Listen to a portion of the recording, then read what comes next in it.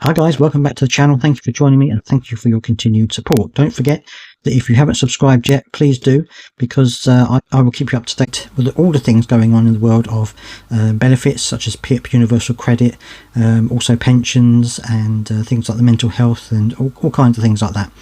And it's mental health I'm going to be talking about today because the government on their website have released information about changes to the Mental Health Act, which which may well help a lot of people actually. There's some good things in there. So let's take a look at what they're going to be doing. Okay, so the government are saying better care for mental health patients under major reforms. Mental Health Act reform to improve treatment of patients and address disparities. Now, of course, there's been lots of things going on in regards with the Mental Health Act. It's really not been updated for a long time. And they're saying that the outdated Mental Health Act modernised to better support patients, treat them more humanely and address disparities. Reforms will introduce statutory care and treatment plans, end the use of police and prison cells to place people experiencing mental health crisis, and end the inappropriate detention of autistic people and people with learning disabilities, which is absolutely fantastic. I mean, certainly people with mental health problems going into prison cells and stuff like that and going into police cells, it really isn't right at all, and I'm glad that they're going to be addressing this. Is really important. Greater involvement of patients, families and carers will improve treatment while protecting patients, staff and the wider public. The new law will give patients sectioned under the Mental Health Act more dignity and say over their care in long-awaited updates to be introduced in Parliament today. That was the 6th of November.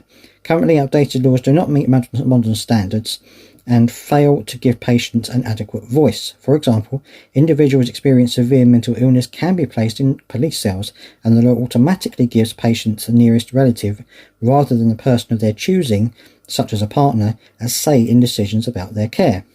Black people over 3 times more likely to be detained under the Act, while those with learning disabilities and autistic people are also found to be inappropriately sectioned.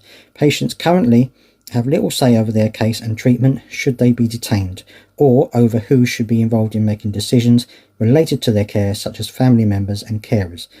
The new Mental Health Bill addresses the significant changes in attitudes towards mental illness since the original Act was passed, recognising outdated laws around the treatment of people with mental health crisis are no longer tolerable. Modernising the bill with a manifesto commitment and will reform the existing Mental Health Act to make it fit for purpose.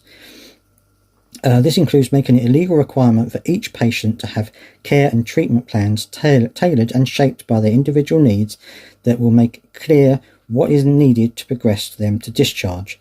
The bill will also give patients the right to elect a person to represent their interests and greater access to advocacy when they are detained. Together, these reforms will make it more likely for patients to stay in contact with health services and continue to engage with treatment.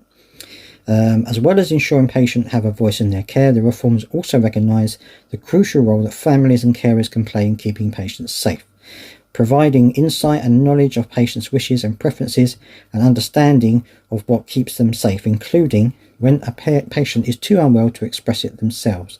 The bill will strengthen the rights of families and carers through changes in the nominated person role and require clinicians to consult with others close to the patient as they make decisions around their care where appropriate or where the patient wishes. Police cells will no longer be used to place people experiencing a mental health crisis, as well as creating more space for police forces to hold criminal suspects. Instead, patients will be supported to access a suitable healthcare facility that will support their needs. I could go on, but obviously there's lots of things in here, so I will leave a link to the to this article in the description below so you can take a read of it. I think it's fantastic that they're doing this. I think that a lot of people get very distressed and upset when they're put into police cells because of a mental health crisis. I know that the police aren't happy with it either, and so it's really good that they're doing this. And I'm also pleased that they're going to be working with families and carers a lot more as well when it comes to the needs of the patients. Let me know down in the comment section what you think about this. Do you welcome it? Do you think it's a good step forward? Are there any things in there you think that they haven't done that they should do? I'd love to hear your voice on this, and let me know down in the comment section what you think.